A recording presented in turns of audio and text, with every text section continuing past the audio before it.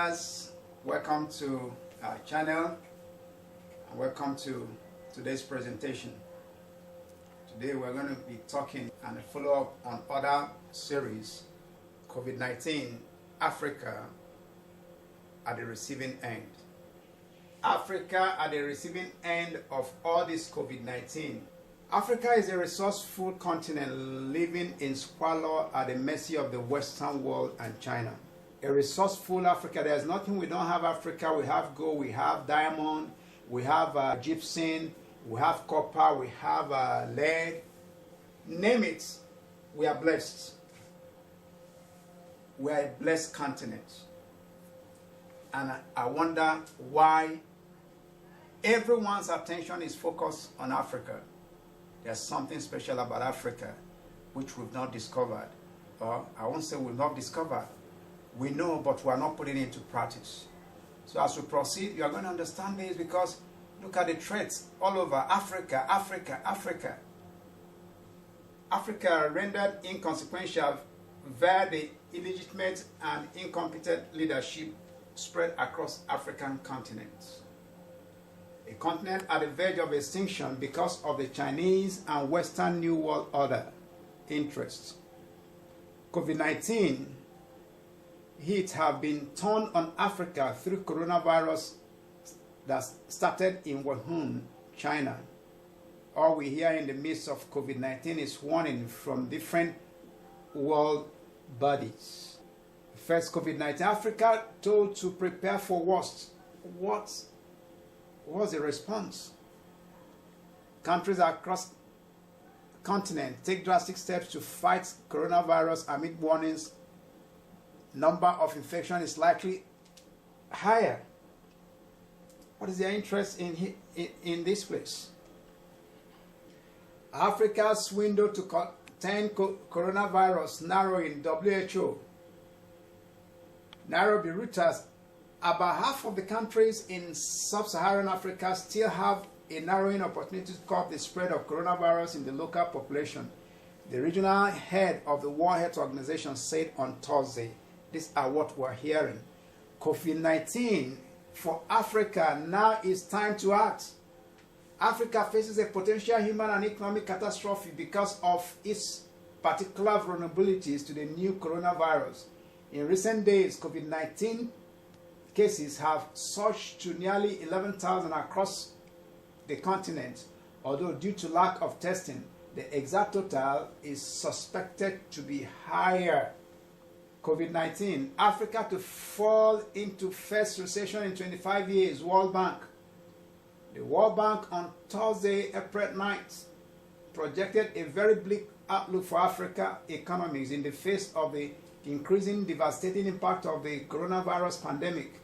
It says sub-Saharan Africans, SSA's, growth will slump to all-time low of 5.1% this year, thereby pushing the region into its first recession in 25 years.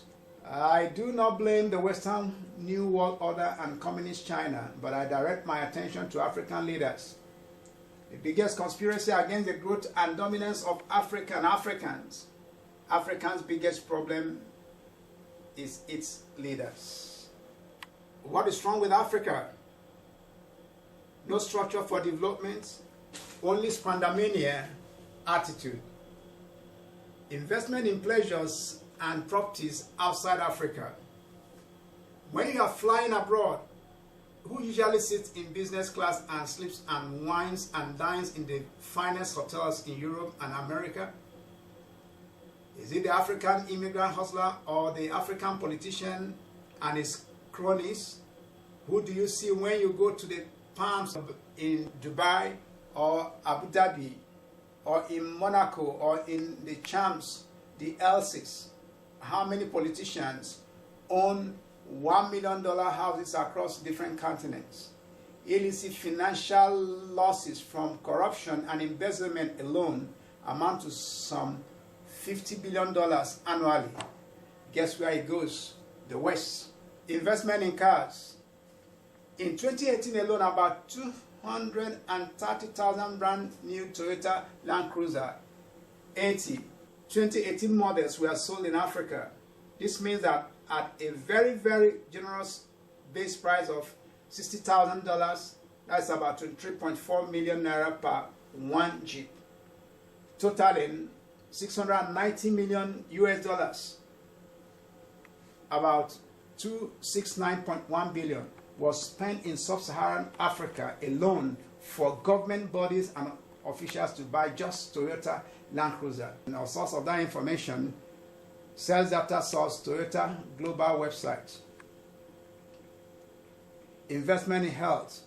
Global Health Expenditure Database puts general government expenditure for health for sub-Saharan African at 361.77 million US dollars for 2017.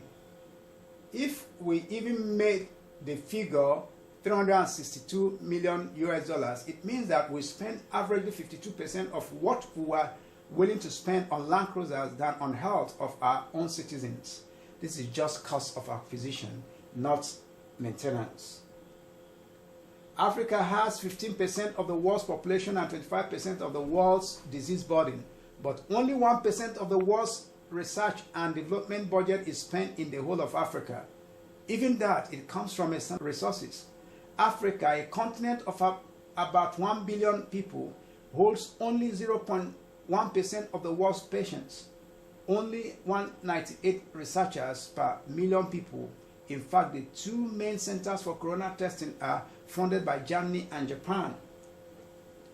In such a situation, do you really think someone wants to destroy us with a virus? We have already systematically weakened our systems. We have very little industrial capacity. We have sold whatever is remaining in Africa to Chinese. We only contribute 2% of the world's manufacturing.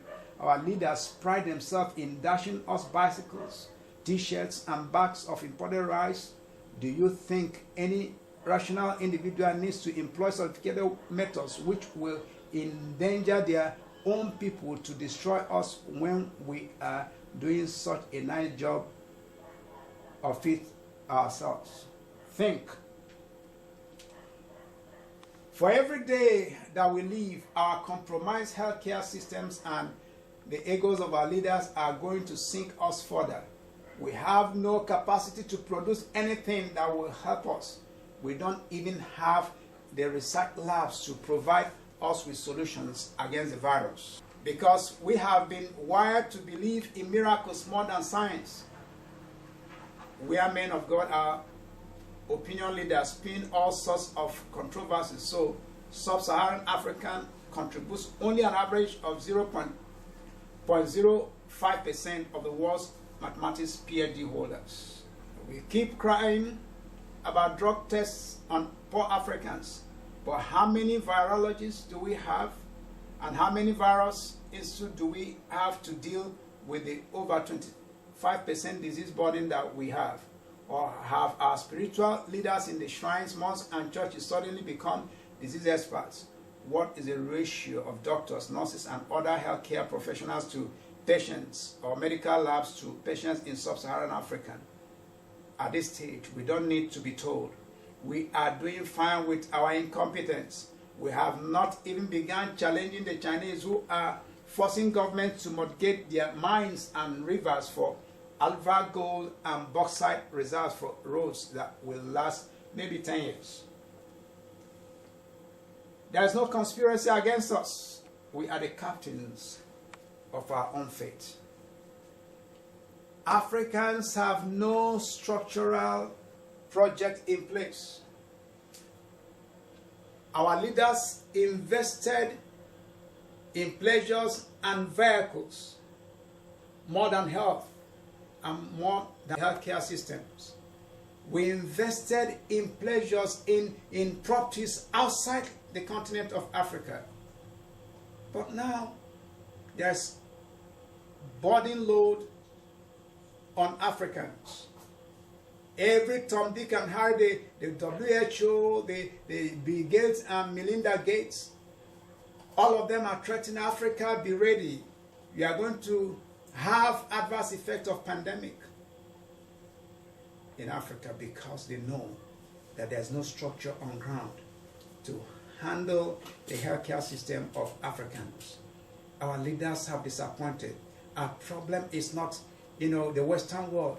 Our problem is on our leaders. We are the receiving end from the war because our leaders have failed. Our leaders have not built any capacity to handle a pandemic and a challenge like this. We have not invested in research. We have universities, but we don't fund them. Our youths are just passing through the university without the required knowledge and education. They come with certificate they can't defend. And then our politicians pick them up and give them one bogus jobs which they cannot perform. Africa is at the receiving end because there is no structure. We have the resources, and these people come, they are here just for the resources we have. They come and park overseas. But the technicians, the qualified and unqualified, come to Africa. Africa is a playground for the West. Now it's becoming a battleground. The West are interested. The Chinese are interested. Africa will continue to be at the receiving end until our leaders wake up. And if our leaders refuses to wake up, the youth will wake up. When government become irresponsible, the citizens take over responsibility. And I'm calling on every youth in Africa to wake up and take the responsibility of the governance of this continent called Africa. But it's time for us to take over and to wake up and take responsibility of governance in Africa. So that Africa will move from where we are now. We are at the receiving end. Everything, every junk comes to Africa because they are interested in our values. They are interested in the treasures that we have in Africa. They are only interested to come here and harness them and go back. They are not interested in you and I. All I know, and I want to say, they don't care about us. Thank you. Follow us on this series as we proceed. We're going to be talking more on Africa. Africa, wake up. Don't forget to subscribe on our YouTube channel. Subscribe. Follow us, like us. We need you to subscribe. Subscribe and follow us. Thank you. Human Emancipation Network. Thank you very much.